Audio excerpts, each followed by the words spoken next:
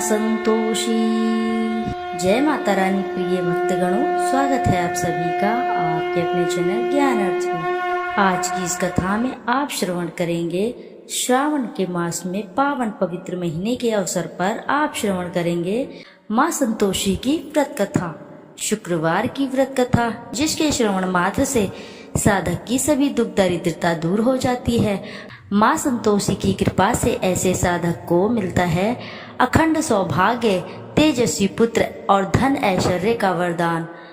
तो आइए श्रोताओं, रसपान करते हैं शुक्रवार की पावन पवित्र व्रत कथा, माँ संतोषी की व्रत कथा। एक बुढ़िया थी, उसके 7 बेटे थे। 6 कमाने वाले थे जबकि एक निकम्मा था। बुढ़िया 6 बेटों की रसोई बनाती, भोजन कराती, उनसे जो कुछ जूठन बचता वह 7वें को दे देती। एक दिन वह पत्नी से बोला, देखो मेरी माँ को मुझ पर कितना प्रेम है। वह बोली, क्यों नहीं, सबका जूठा जो तुमको खिलाती है। वह बोला, ऐसा नहीं हो सकता, मैं जब तक अपनी आंखों से ना देख लूं मान नहीं सकता। बहू हंसकर बोली, देख लोगे तब तो मानोगे। कुछ दिन बाद त्योहार आया। घर में 7 प्रकार के भोजन और चूरमे के लड्डू बने। यह सब जांच करने के लिए सिर दुखने का बहाना कर पतला वस्त्र सिर पर ओढ़े रसोई घर में सो गया। वह कपड़े में से सब देखता रहा। 6 भाई भोजन करने आए। उसने देखा माँ ने उनके लिए सुंदर आसन बिछाकर नाना प्रकार की रसोई परोसी और आग्रह करके उन्हें जमाया। वह देखता रहा। 6 भोजन करके उठे तब माँ ने उनकी जूठी थालियों में से लड्डुओं के टुकड़े उठाकर एक लड्डू बनाया। जूठन साफ कर बुढ़िया माँ ने उसे पुकारा, बेटा 6 भाई भोजन करके चले गए, अब तू ही बाकी है, अब तू कब खाएगा। वह कहने लगा, माँ मुझे भोजन नहीं करना, मैं अब परदेश जा रहा हूँ। माँ ने कहा, कल जाता है सो आज ही चला जा। वह बोला, हाँ आज ही चला जा रहा हूँ। यह कहकर वह घर से निकल गया। 7वें बेटे को परदेश जाते समय पत्नी की याद आ गई। वह गौशाला में कंडे उपले थाप रही थी। वहां जाकर बोला, अब हम जावे परदेश, आवेंगे कुछ काल, तुम रहियो संतोष से धर्म अपनो पाल। वह बोली, जाओ पिया आनंद से, हमरो सोच हटाए, राम भरोसे हम रहे, ईश्वर तुम्हें सहाय। 2 निशानी आपन देख धरू में धीर, सुधी मती हमारी, बिसारियो रखियो मन गंभीर। वह बोला, मेरे पास तो कुछ नहीं, यह अंगूठी है सो ले ले और अपनी कुछ निशानी मुझे दे। वह बोली, मेरे पास क्या है, यह गोबर भरा हाथ। यह कहकर उसकी पीठ पर गोबर के हाथ की थाप मार दी। वह चल दिया। चलते चलते दूर देश पहुंचा। वहां एक साहूकार की दुकान थी। वहां जाकर कहने लगा, भाई मुझे नौकरी पर रख लो। साहूकार को जरूरत थी। बोला, रह जा। लड़के ने पूछा, तनख्वाह क्या दोगे। साहूकार ने कहा, काम देखकर दाम मिलेगा। साहूकार की नौकरी मिली। वह सुबह 7 बजे से 10 बजे तक नौकरी बजाने लगा। कुछ दिनों में दुकान का सारा लेन देन, हिसाब किताब, ग्राहकों को माल बेचना, सारा काम करने लगा। साहूकार के साथ 8 नौकर थे। वे सब चक्कर खाने लगे। यह तो बहुत होशियार बन गया। सेठ ने भी काम देखा और 3 महीने में ही उसे आधे मुनाफे का हिस्सेदार बना लिया। वह कुछ वर्ष में ही नाबी सेठ बन गया और मालिक सारा कारोबार उस पर छोड़कर चला गया। इधर उसकी पत्नी को सास ससुर दुख देने लगे। सारी गृहस्थी का काम करा के उसे लकड़ी लेने के जंगल में भेजते। इस बीच घर के आटे से जो भूसी निकलती है उसकी रोटी बनाकर रख दी जाती और फूटे नारियल की नारेली में पानी। एक दिन वह लकड़ी लेने जा रही थी। रास्ते में बहुत सी स्त्रियां संतोषी माता का व्रत करती दिखाई दी। वह वहां खड़ी होकर कथा सुनने लगी और पूछा, बहनों तुम किस देवता का व्रत करती हो और उसके करने से क्या फल मिलता है। यदि तुम इस व्रत का विधान मुझे समझा कर कहो तो मैं तुम्हारा बड़ा ही एहसान मानूंगी। तब उनमें से एक स्त्री बोली, सुनो, यह संतोषी माता का व्रत है। इसके करने से निर्धनता दरिद्रता का नाश होता है और जो कुछ भी मन में कामना हो वह सब संतोषी माता की कृपा से पूरी होती है। तब उसने उस व्रत की विधि पूछी। वह भक्तिनी स्त्री बोली, 1.25 आने का गुड़, चना लेना, इच्छा हो तो 5.25 आने का लेना या 1.25 रुपए का भी सहूलियत के अनुसार लाना। बिना परेशानी और श्रद्धा व प्रेम से जितना भी बन पड़े सवाया लेना। प्रत्येक शुक्रवार को निराहार रहकर कथा सुनना। इसके बीच क्रम टूटे नहीं। लगातार नियम पालन करना, सुनने वाला कोई ना मिले तो घी का दीपक जलाकर उसके आगे या जल के पात्र को सामने रखकर कथा कहना। जब यह कार्य सिद्ध हो जाए, नियम का पालन करना और कार्य सिद्ध हो जाने पर व्रत कथा का उद्यापन करना। 3 मास बीतने पर माता फल अवश्य ही पूर्ण करती हैं। यदि किसी के ग्रह खोटे भी हों तो भी माता वर्ष भर में कार्य सिद्ध करती हैं। फल सिद्ध होने पर उद्यापन करना चाहिए, बीच में नहीं। उद्यापन में 2.5 सेर आटे का खाजा और इसी परिणाम से खीर तथा चने का साग 8 लड़कों को भोजन कराना। जहाँ तक मिले देवर जेठ भाई बंधु के हों, ना मिले तो रिश्तेदार और पास पड़ोसियों को भी बुला सकते हैं। उन्हें भोजन करा यथा शक्ति दक्षिणा दे माता का नियम पूरा करना है। उस दिन घर में खटाई न खाना। यह सुन बुढ़िया की बहू चल दी। रास्ते में लकड़ी के बोझ को बेच दिया और उन पैसों से गुड़ चना ले माता के व्रत की तैयारी कर आगे चली और सामने मंदिर देखकर पूछने लगी, यह मंदिर किसका है? सब कहने लगे, संतोषी माता का है। यह सुनकर माता के मंदिर में जाकर चरणों में लौटने लगी। दीन हो विनती करने लगी, माँ मैं निपट अज्ञानी हूँ, व्रत के कुछ भी नियम नहीं जानती हूँ, मैं दुखी हूँ। हे माता जगत जननी, मेरी दुख दूर करो, मैं तेरी शरण में हूँ। माता को दया आई। एक शुक्रवार बीता कि दूसरे को उसके पति का पत्र आया और तीसरे शुक्रवार को उसका भेजा हुआ पैसा आ पहुँचा। यह देख जेठ जेठानी मुंह सिकोड़ने लगे, लड़के ताने देने लगे। काकी के पास पत्र आने लगे, रुपया आने लगा। अब तो काकी की खातिर बढ़ेगी। बेचारी सरलता से कहती, भैया कागज आए, रुपया आए, हम सबके लिए अच्छा है। ऐसा कहकर आंखों में आंसू भरकर संतोषी माता के मंदिर में मातेश्वरी के चरणों में गिरकर रोने लगी। माँ मैंने तुमसे पैसा कम मांगा है, मुझे पैसे से क्या काम है, मुझे तो अपने सुहाग से काम है, मैं तो अपने स्वामी के दर्शन मांगती हूँ। तब माता ने प्रसन्न होकर कहा, जा बेटी तेरा स्वामी भी आएगा। यह सुनकर खुशी से बावली होकर घर में जा काम करने लगी। अब संतोषी माँ विचार करने लगी, इस भोली पुत्री को मैंने कह तो दिया कि तेरा पति आएगा, लेकिन कैसे? वह तो इसे स्वप्न में भी याद नहीं करता, उसे याद दिलाने को मुझे ही कुछ करना पड़ेगा। इस तरह माताजी उस बुढ़िया के बेटे के पास जा स्वप्न में प्रकट होकर कहने लगी, साहूकार के बेटे सो रहा है या जागता है? वह कहने लगा, माता सोता भी नहीं जागता भी नहीं हूँ, कहो क्या आज्ञा है? माँ कहने लगी, तेरे घर बार कुछ है कि नहीं? वह बोला, मेरे पास सब कुछ है, माँ बाप है, बहू है, क्या कमी है? माँ बोली, बोले पुत्र तेरी बहू घोर कष्ट उठा रही है, तेरे माँ बाप उसे परेशानी दे रहे हैं, वह तेरे लिए तरस रही है, तू उसकी सुध ले।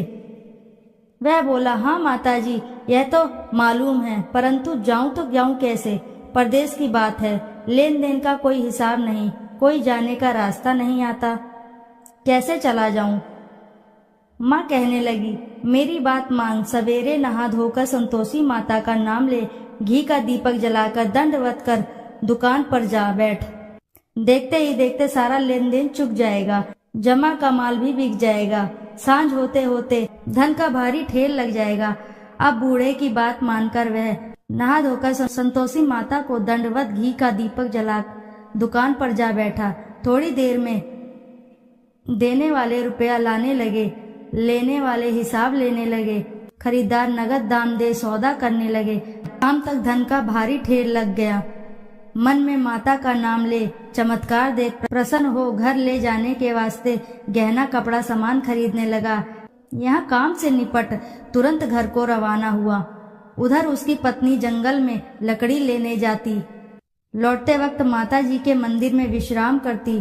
वह तो उसके प्रतिदिन रुकने को जो भी स्थान ठहरा, धूल उड़ती हुई देख वहाँ माता से पूछती है, हे माता यह धूल कैसे उड़ रही है? माता कहती है, हे पुत्री तेरा पति आ रहा है, अब तू ऐसा कर लकड़ियों के 3 बोझ बना ले, एक नदी के किनारे रख और दूसरा मेरे मंदिर व तीसरा अपने सिर पर। तेरे पति को लकड़ियों का गट्ठर देख मोह पैदा होगा, वह यहाँ रुकेगा, नाश्ता पानी खाकर माँ से मिलने जाएगा। तब तू लकड़ियों का बोझ उठाकर जाना और चौक में गट्ठर डालकर जोर से आवाज लगाना, लो सासू जी लकड़ियों का गट्ठर लो।